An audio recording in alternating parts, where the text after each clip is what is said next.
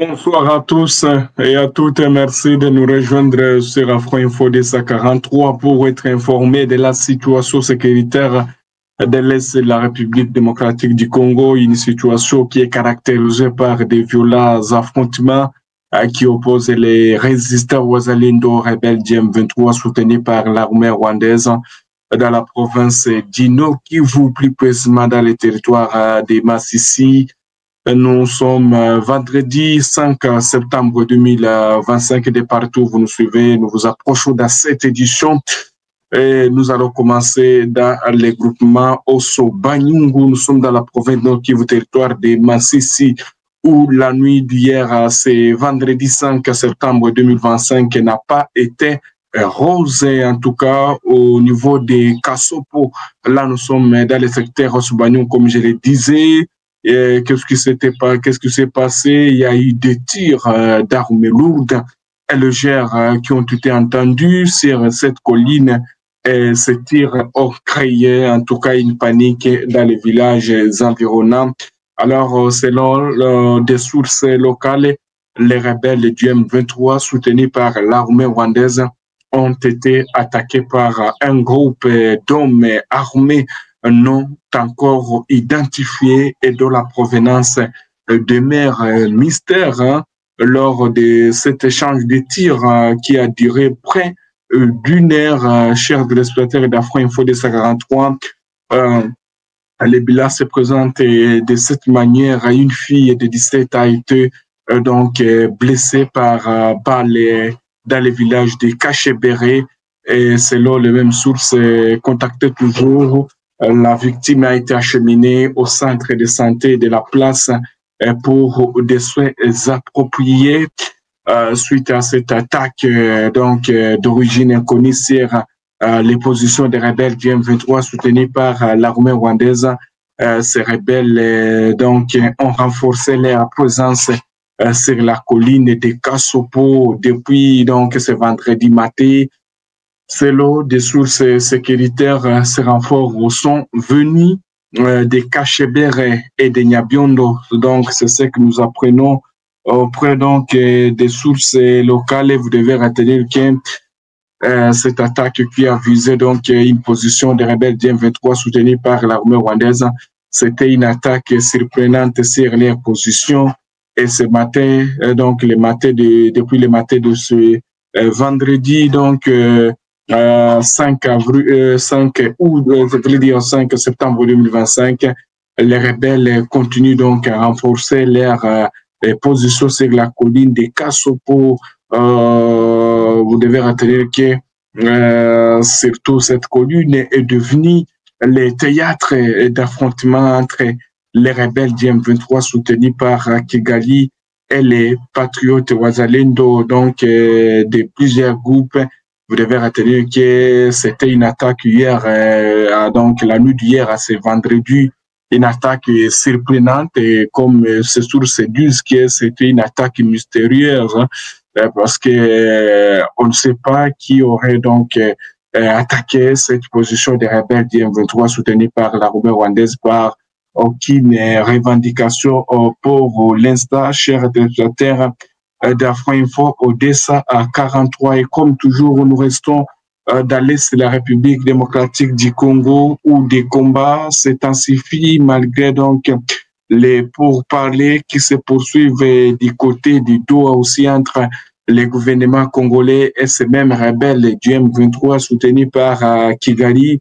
Alors, selon Reuters Afrique, la chaîne Reuters Afrique, dans l'Est de la République démocratique du Congo, les paysans qui ont retourné, qui ont quitté les cas de déplacés.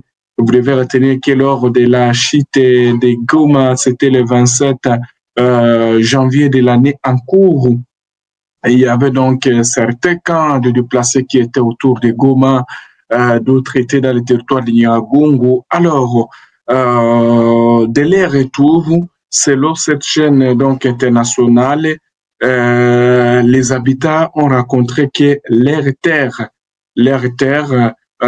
sont déjà occupées par une autre population. RDC, Ce vendredi 5 septembre 2025, en présence du président Tshisekedi, le vice-premier ministre des Transports, voie de communication et désenclavement, Jean-Pierre Bemba, a pris part à la cérémonie de relance de la ligne ferroviaire Kinshasa-Matadi, marquée par l'introduction de 7 nouvelles voitures voyageurs dans le cadre de la modernisation du réseau ferroviaire national. Fermée depuis février 2020, cette ligne, entièrement réhabilitée par l'ONATRA grâce à des fonds de la redevance logistique terrestre, RLT, instaurée par le gouvernement, sera ouverte au public dès la semaine prochaine, promettant une nette amélioration du transport de personnes et de marchandises.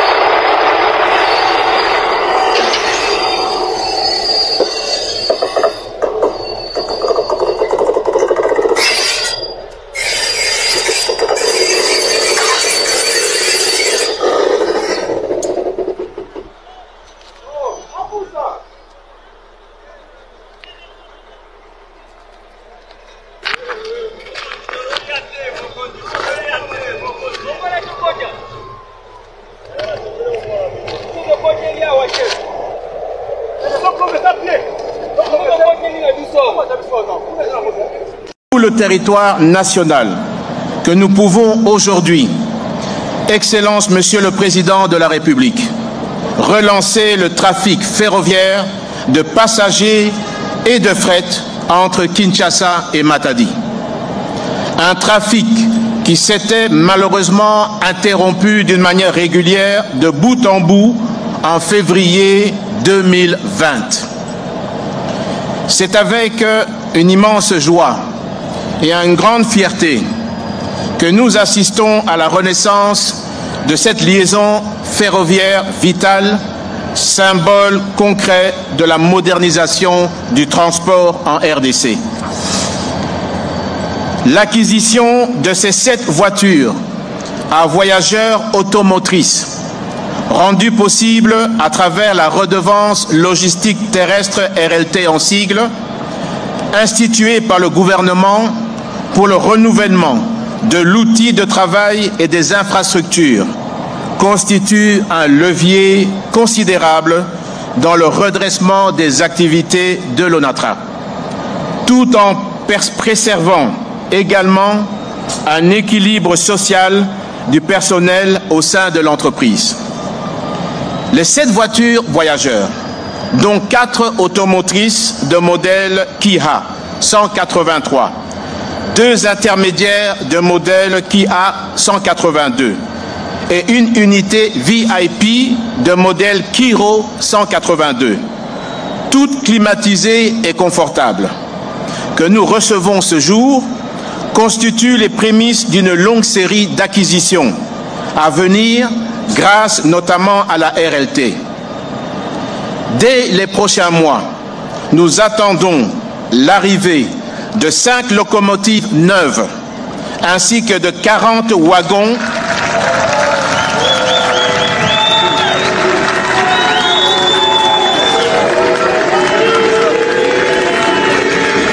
Dès les prochains mois, nous attendons l'arrivée de 5 locomotives neuves, ainsi que 40 wagons porte-conteneurs supplémentaires.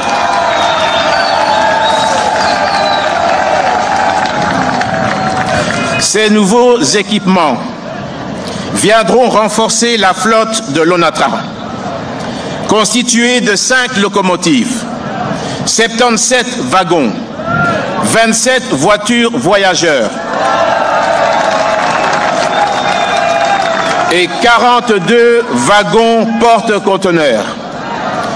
Ils permettront à l'ONATRA d'accroître significativement ses capacités opérationnelles, d'évacuer efficacement une grande partie de 4 millions de tonnes de marchandises par an que reçoit le port de Matadi, de désengorger ce port stratégique et de fluidifier la circulation des personnes et des biens entre la capitale et le Congo central, tout en allégeant de manière considérable le trafic sur la nationale numéro 1. In fine, l'objectif est de faire rayonner notre économie à grande échelle et en facilitant les échanges intérieurs et extérieurs grâce à un transport ferroviaire sûr et performant. Par ailleurs, je me réjouis de vous informer de la fin des travaux de stabilisation de la voie ferrée le long du tracé Kinshasa-Matadi. Ces travaux d'envergure ont permis de sécuriser et d'optimiser le trafic à venir sur ce corridor national stratégique, véritable colonne vertébrale de notre économie et moteur de développement pour notre pays. Nous sommes arrivés à la fin de cette édition. Merci à vous de nous avoir suivis jusqu'ici. Si vous avez apprécié ces contenus, n'oubliez pas de vous abonner à notre chaîne, d'activer la cloche de notification pour ne rien manquer de nos prochaines vidéos. Likez et partagez cette vidéo. On se retrouve très prochainement. À bientôt.